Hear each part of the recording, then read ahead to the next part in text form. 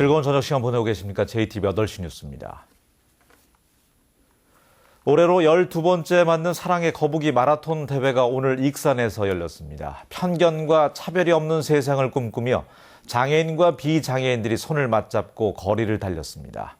조창현 기자가 다녀왔습니다.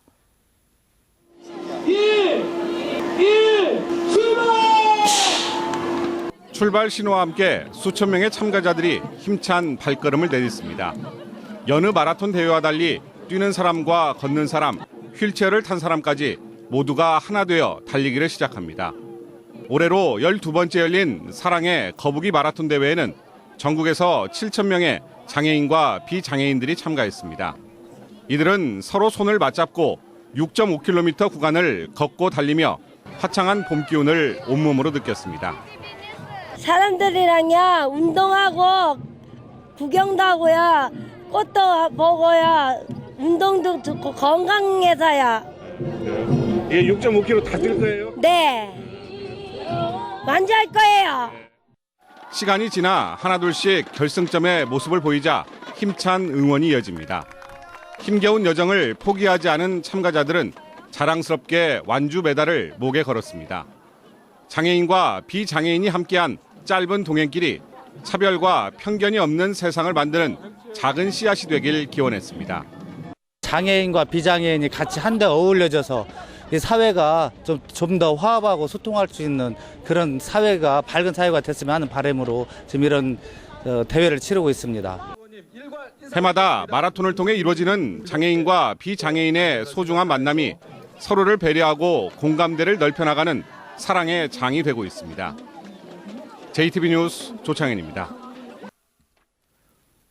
전북 8개 시군에는 농산물 가공센터가 있습니다. 농민들이 다양한 가공식품을 만들고 창업할 수 있도록 돕기 위해서 만들었는데요. 많은 예산이 들어갔지만 제대로 활용되지 않는 곳이 많습니다. 송창용 기자가 보도합니다. 지난해 초 문을 연 군산 농산물 가공지원센터입니다. 농민들이 가공 장비를 활용해 여러 가지 잼을 생산하고 있습니다. 거의 무료로 시설을 이용해 가공식품을 만들기 때문에 단순히 농산물을 생산할 때보다 더 높은 소득을 올리고 있습니다. 생과로 판매하는 것보다 이렇게 좋은 시설을 활용을 해서 가공을 해서 판매하면 수익이 높아서 농가에게 수익원이 높으니까 좋습니다. 전북에는 군산과 김제, 남원 등 8개 시군 농업기술센터에 이 같은 농산물 가공센터가 있습니다. 한 곳에 10억 원씩 모두 80억 원가량의 국가와 지방 예산이 들어갔습니다. 하지만 제대로 운영되고 있는 곳은 군산과 완주, 장수 등 3곳뿐입니다. 나머지 가공센터는 홍보와 인력 부족으로 거의 활용하지 못하고 있습니다. 가공센터 담당할 수 있는 대부분 한 명은 두 분이시거든요. 그분이 군사 이동 때문에 담당자가 변경이 되버리면은 그걸 이제 업무 공백이 있다 보니까 정부와 시군이 뒤늦게 대책을 마련했습니다. 농촌진흥청 소속 농업기술실용화재단이 현장 교육과 제품 유통, 마케팅 등을 지원해 농산물 가공센터를 활성화하기로 했습니다. 유통, 가공, 판매, 마케팅, 홍보를 해서 앞으로 6차 산업을 적극 성공하도록 지원하겠습니다. 농산물 가공센터가 예산 낭비 사례가 되지 않도록 지속적인 관심과 지원이 필요해 보입니다. JTBC 뉴스 송창용입니다.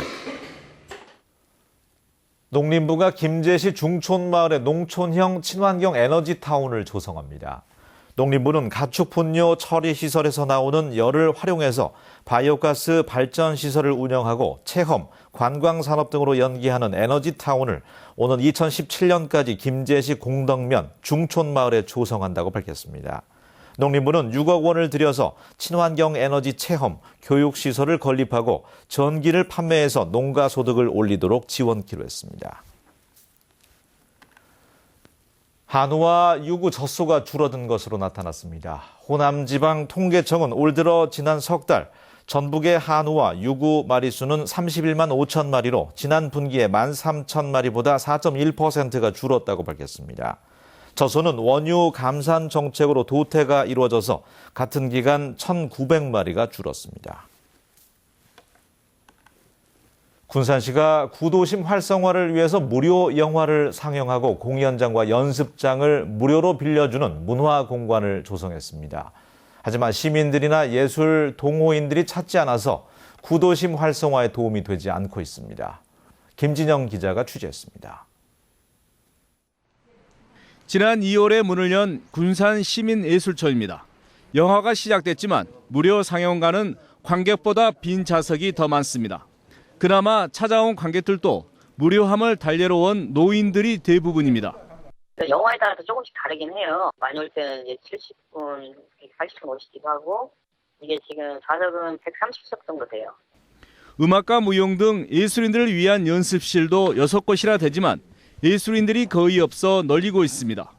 열악한 환경으로 이렇게 만들어 놓다 보니까 그걸 사용하고 하기가 좀 애매모호한 거죠. 이 사회 동호인들이 보기에는. 그리고 군산시는 예술 거점 공간을 조성해 많은 사람이 찾게 하면 침체된 구도심 상권이 살아날 것으로 보고 시민예술촌 사업을 추진했습니다.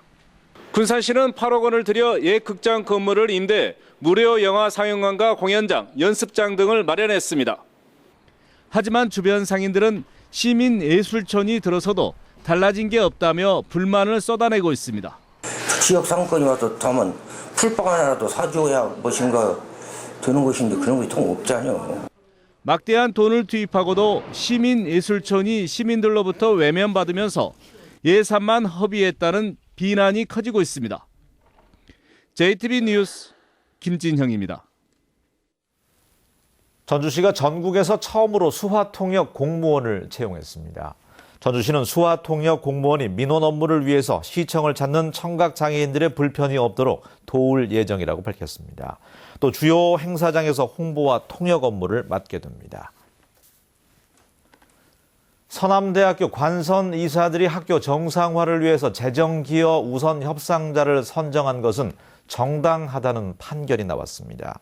전주지법 제5민사부는 서남학원 전임이사 4명이 현 임시이사들을 상대로 낸 재정기여 우선 협상자 선정에 관한 불법 행위 금지 가처분 신청을 기각 또는 각하했습니다.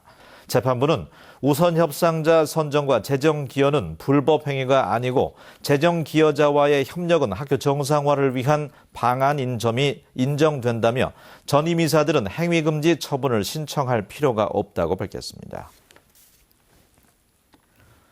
4월 도서관 주간을 맞이해서 전북교육문화회관에서 다양한 독서 문화 행사가 열립니다. 전북교육문화회관은 유초등학생들을 대상으로 독서의 중요성을 알아가는 매직 포크화술 공연과 나만의 그림책 만들기, 책 속에서 보물찾기 등 도서관과 소통할 수 있는 다양한 기회를 마련했다고 밝혔습니다. 독서 문화 행사는 내일부터 25일까지 계속되며 주말과 휴일에도 이용이 가능합니다. 날씨입니다. 전북은 내일 동해상에 위치한 고기압의 가장자리에 들어서 구름이 많은 날씨가 이어질 것으로 보입니다. 군산과 김제 등 서해안 지역은 구름이 많겠습니다. 아침 최저 기온은 6에서 7도, 낮 최고 기온은 20도 안팎이 예상됩니다. 바다의 물결은 0.5에서 1.5m로 비교적 잔잔하겠습니다. 전주와 남원 등 내륙 지역도 구름이 많은 날씨가 이어지겠습니다. 아침 최저 기온은 4도에서 7도, 낮 최고 기온은 18도에서 20도가 예상됩니다. 다음 주 월요일과 목요일에는 비가 내리겠고 기온은 이번 주보다 약간 떨어질 것으로 보입니다.